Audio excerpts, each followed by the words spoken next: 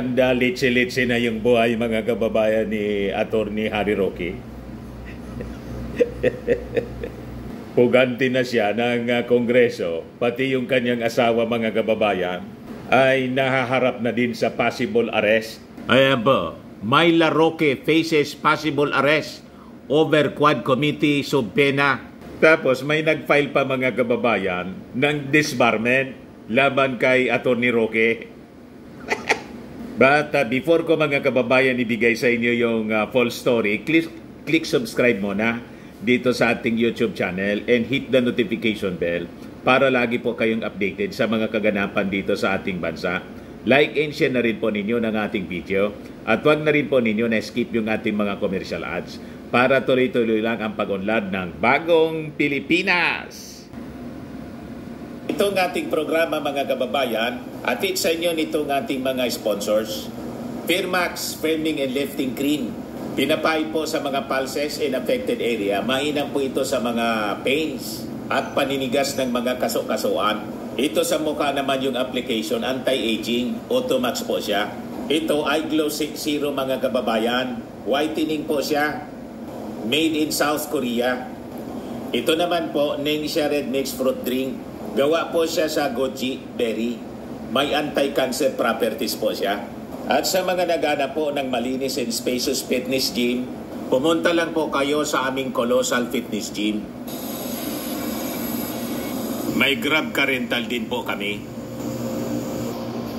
At bills payment po sa aming office. At saka sa mga mahilig po sa mga imported bags, manood po kayo sa live selling ni Madam Eileen Rosales sa kanyang Eileen Closet po. Pati mga shoes, ito yung kanya po. Ito yung kanyang page. Kita ninyo, napakagandang mga online selling po siya. Si Madam Eileen Rosales. Cellphone number niya po, 773-798-7816. So, balikan natin mga kababayan yung ating kwento. Sunod-sunod na kamalasan, yung kinakaharap mga kababayan ni Attorney Roque, damay buong mga pamilya niya. Kaya ngayon mga kababayan, pati yung anak niya, kailangan na rin sumaklolo. Ito po, Roque's daughter seeks Supreme Court protection against Quad Committee arrest order. You see, yan kasi kung ano-anong mga kalokohan yung ginagawa.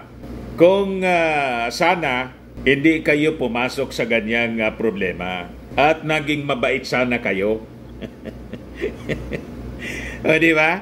Hindi sana napansin yung mga kalokohan na ginagawa ninyo. Kaya sabi natin, kayo lang ang gumawa ng inyo pong trouble sa buhay.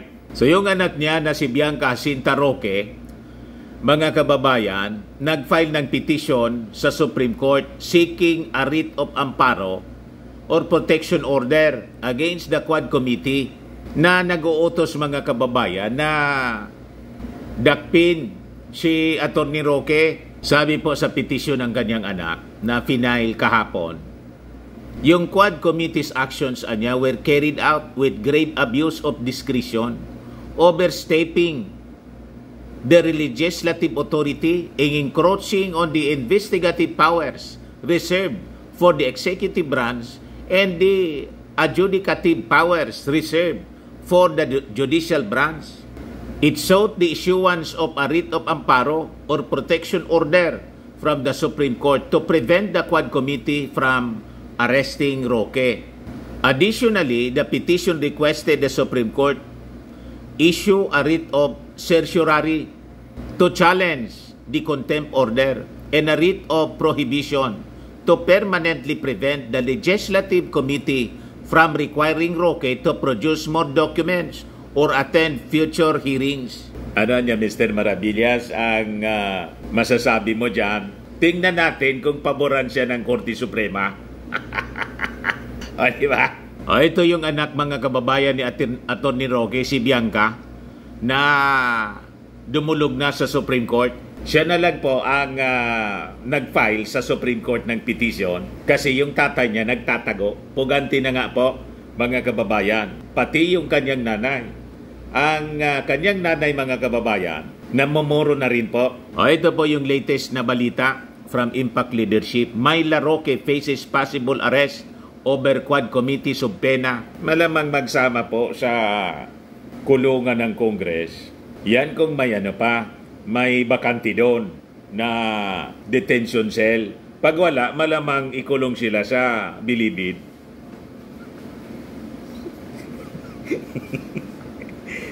Ikaw niya, Mr. Maravillas. Hindi ba yung Bilibid? Mga tintinsyado na.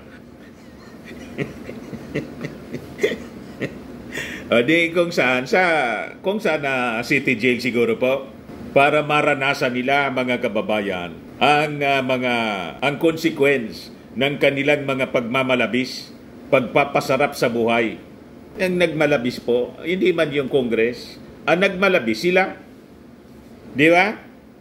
Binabaliktad ninyo Ang nag-abuso po kayo, kaya nga nasangkot kayo sa kung ano-anong controversy. O ngayon, di ba? Naging puganti kayo, tuloy. So sabi dito, House Quad Committee Vice Chairperson and Antipolo City 2nd District Representative Romeo Acop warned Myla Roque. So may warning na po siya, yung asawa po ni Atty. Roque, that she could face arrest if she fails to comply with the show cause order issued against her by the committee. Parehas po yung tinatahak na landas. Huwag kasing matigas ang ulo. Sabi po ni Acop, si Myla Roque has the option to attend the hearings and invoke her right against self-incrimination. However, failure to appear could result in her being cited in contempt for not respecting the committee's invitation. Sabi pa ni Acop, pag hindi na niya inonor ang subpena, the committee will request an arrest order laban sa kanya. Ayan mga kababayan, yung asawa ni Atty. Harry Roque. Myla Roque's name surfaced during the hearing because she had signed a lease agreement with a wanted Chinese IT expert involved in a Pogo hub in Porac, Pampanga, which was raided in June. So parehas po mga kababayan yung inabot ng dalawa ng mag-asawa. Si Atty. Roque, ganun din. May nakita yung PAOK na document na may pirma ni Atty. Roque. Doon din na-discover mga kababayan sa kwarto kung saan tumira yung kanyang personal assistant and travel companion na si A.R. de la Serna, na ang sabi ni Congressman Acop, bakit niya may joint account, bank account? Mag-ama niya ang gumagawa ng ganyan. Kung hindi niya, mag-asawa.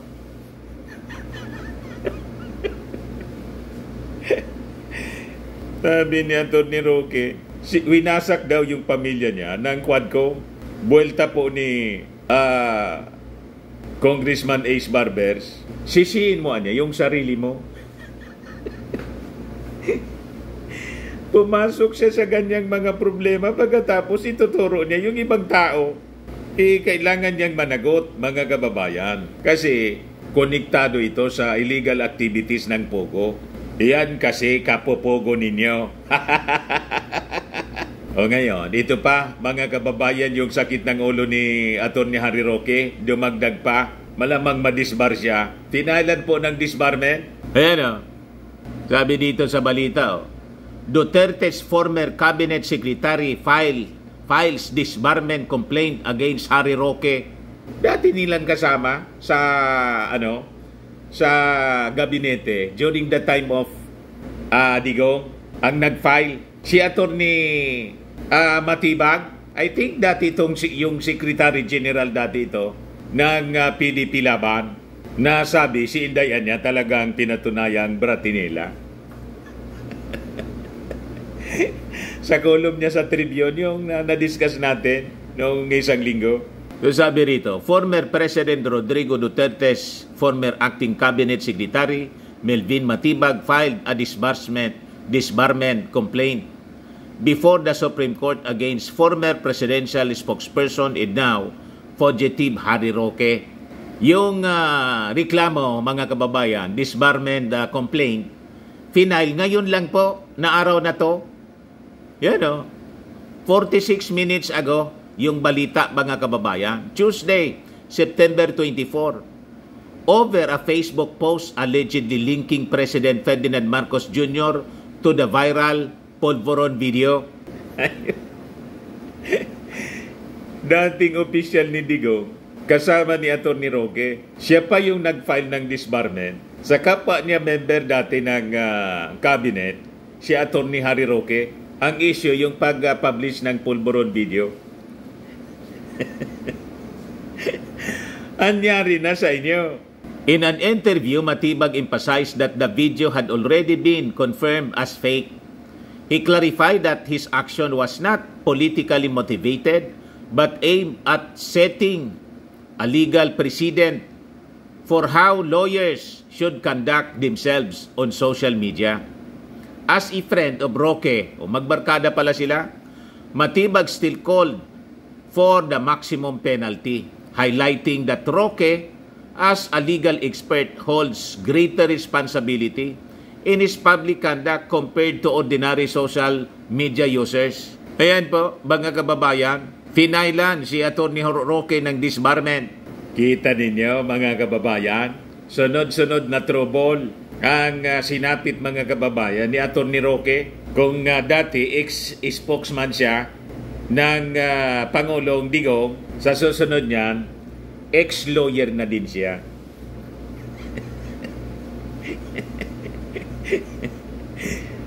Triple X siya.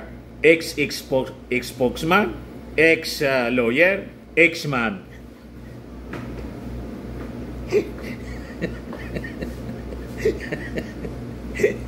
O, di ba? Yan ang labas niya dyan. Naging X-Men. Di ba?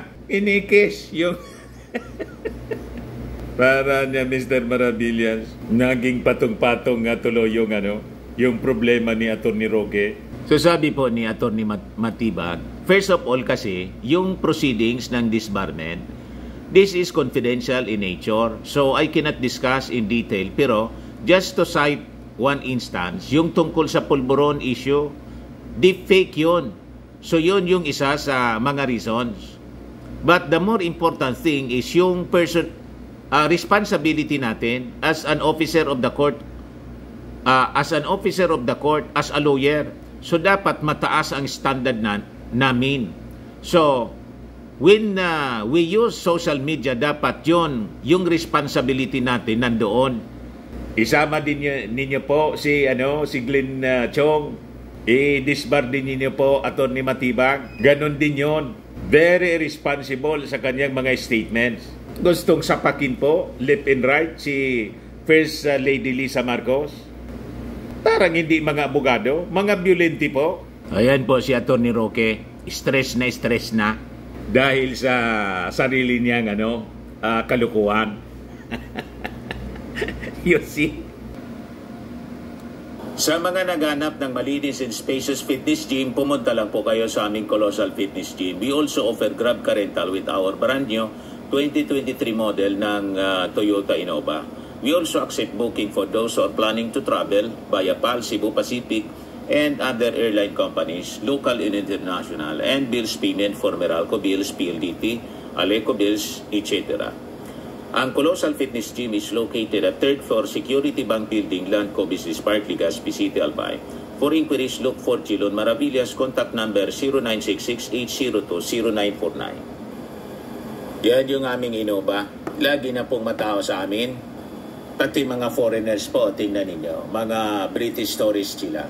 Ang lalaki ng katawan na, mga kababayan, nag-gym sa amin. Ito naman po, Indian National. Ito mga mga European sila. Ito naman yung bago naming product na binibenta online, iGlow Serum. Whitening po siya galing sa South Korea. Tingnan ninyo yung epekto sa aking anak na architect entrepreneur, Riz Maravillas. For inquiries, look for Riz Maravillas on FB. Ito naman po, Firmax Framing and Lifting Cream. Pinapahid po ito sa mga pulses and affected area. Mainam po ito sa mga pains at paninigas na mga kasukasuan. Ito po, Automax Radiant Serum. Sa mukha naman yung application. Anti-aging po siya. You will look 10 years younger than your age. Sa mga cancer patients naman po, baka lang gusto ninyo itong itry. Nengxia Red Mix Fruit Drink. Hindi man po siya gamot, food supplement siya. Kaya lang, gawa siya mga kababayan sa goji berry. Yung goji berry may anti-cancer properties. Yung mga inquiries ninyo, dumiretso na lang kayo sa aming messages sa Facebook para masagot namin agad. Ayos po. Ako po si Dante Maravillas. Bye-bye. God bless.